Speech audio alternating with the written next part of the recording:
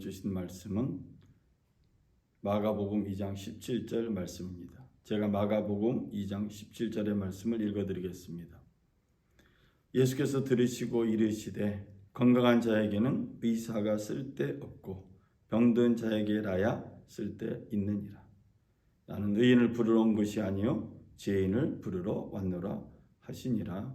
아멘. 저는 오늘 마가복음 2장 17절을 중심으로 해서 따뜻한 이름 예수라는 제목으로 말씀을 나누겠습니다. 오늘 본문은 마가복음 2장 13절부터 시작이 됩니다. 이 본문의 말씀에서 우리는 봄날 같은 따뜻한 이름인 예수님을 볼 수 있습니다. 네 가지 장면을 통해서 예수님이 얼마나 따뜻한지 보여주고 있습니다. 첫 번째 장면은 예수님께서 바닷가에 나가셔서 많은 사람들을 가르치시는 장면입니다. 요한복음 1장 1절부터 4절에 보면 태초에 말씀이 계셨습니다. 그 말씀은 하나님과 함께 계셨고 그 말씀은 하나님이셨습니다. 그분은 태초에 하나님과 함께 계셨습니다. 모든 것이 그분을 통해 지음받았으며 그분 없이 된 것은 아무것도 없었습니다. 그분 안에는 생명이 있었습니다. 그 생명은 사람들의 빛이었습니다. 요한복음의 증언에 따르면 예수님께서 창조 때 하나님과 함께 계셨다고 말합니다. 창조 역시 예수님을 통해서 지음을 받았다라고 요한복음은 증언합니다. 즉 예수 없이 어떤 것도 존재할 수 없고 또 존재가 불가능함을 말하고 있습니다. 예수님 안에 생명이 있는데 그 생명은 사람들의 빛이다라고 요한복음은 증언합니다. 예수님은 하나님 말씀으로 이 땅에 오셨고 그 말씀을 가르치셨습니다. 예수님의 가르치심은 윤리선생이나 도덕선생의 가르침이 아닙니다. 예수님의 가르침은 우리를 창조의 섭리대로 변화시키는 창조의 능력 있는 가르침이었습니다. 그래서 예수님은 바닷가에 나가서 많은 사람들을 따뜻하게 가르치신 것입니다. 마가복음 2장의 두 번째 장면은 세간에 앉아있는 레위를 부르신 예수님의 모습입니다. 빛이 없는 채로 앉아있는 세금을 걷는 그 일을 하고 있는 레위. 이 예수님의 부르심에는 하나님의 주권이 들어있습니다. 즉 하나님께서 다스리신다는 신비로움이 나타납니다. 예수님은 당시 자기 민족에게 세금을 걷어서 로마의 정부에 바치는 일을 하고 있는, 그래서 하나님의 백성에서 제외된 세리인 레위를 부릅니다. 유대인이면서 하나님의 백성에 제외된다는 불행한 인생을 살고 있는 레위를 부르신 예수님, 그 예수님 모습 속에 우리는 봄날 같은 따뜻한 기운을 볼 수 있습니다. 이런 현상을 에베소서 2장 8절 이하의 성경이 이렇게 말합니다. 여러분은 믿음으로 인해 은혜로 구원받았습니다. 이것은 여러분에게서 나온 것이 아니요 하나님의 선물입니다. 행위에서 난 것이 아니니 아무도 자랑하지 못하게 하려는 것입니다. 예수를 믿음으로 구원받은 사람에게 그 구원을 자랑할 수 없다라고 에베소서는 말하고 있습니다. 당시 유대인들은 율법에 따라 죄 용서를 받으려면 최소한 비둘기를 바쳐야 했습니다. 예수님의 부모님들도 예수님을 위해서 비둘기로 제물을 드렸던 것을 우리가 기억을 합니다. 당시 비둘기 한 마리를 제물로 드리려면 성전에서 비둘기를 사야 되는데 우리 지금의 돈으로 약 9만 원에 해당이 됩니다. 그러니 엄청나게 비싼 거죠.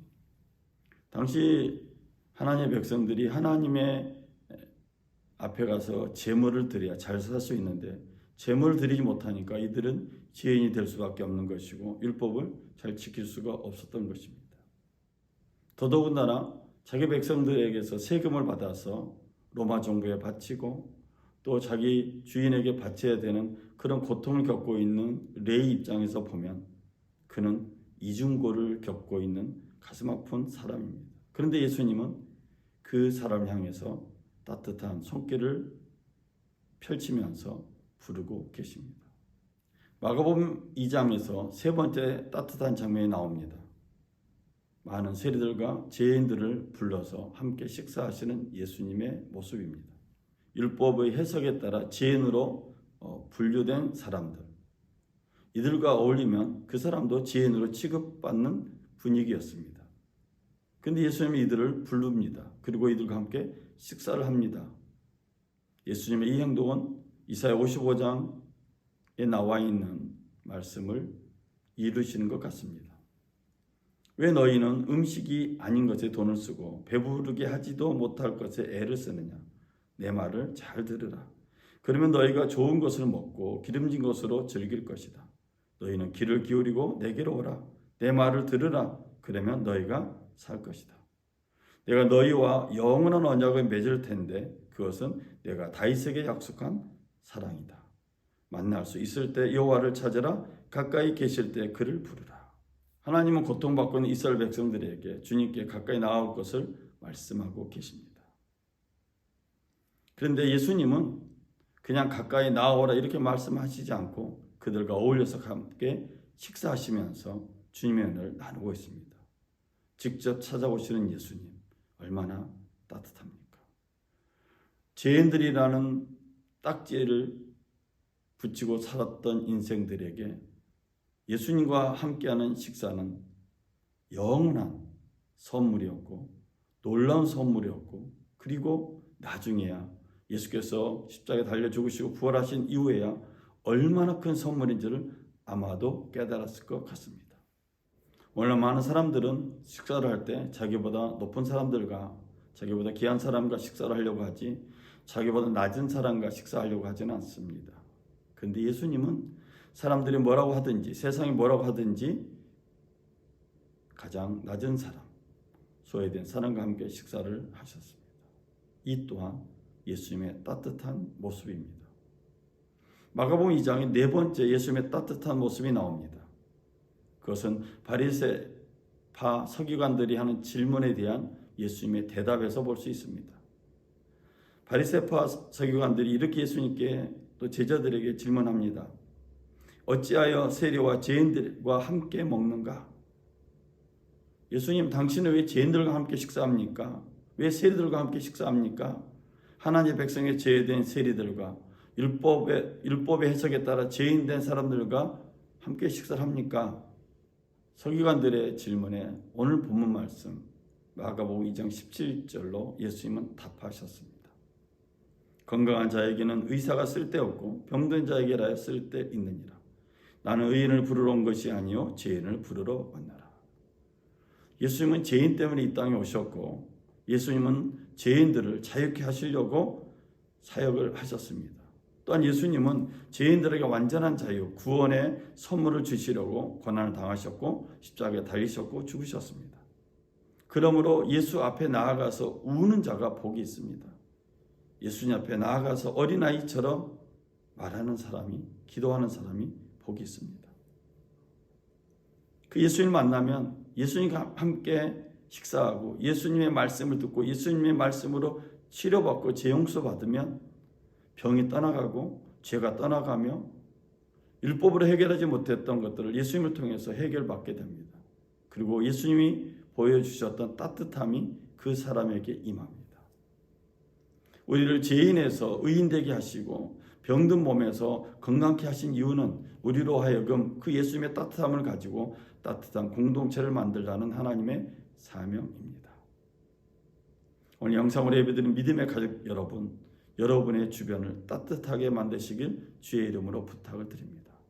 우리가 예배드리고 기도하고 찬양하는 이유는 우리 혼자 복을 받고 우리만 잘 살기 위한 것이 아니라 주님이 우리를, 자격 없는 우리를 따뜻하게 하신 것처럼 우리 또한 이 세상을 따뜻하게 할 책임이 있기 때문입니다.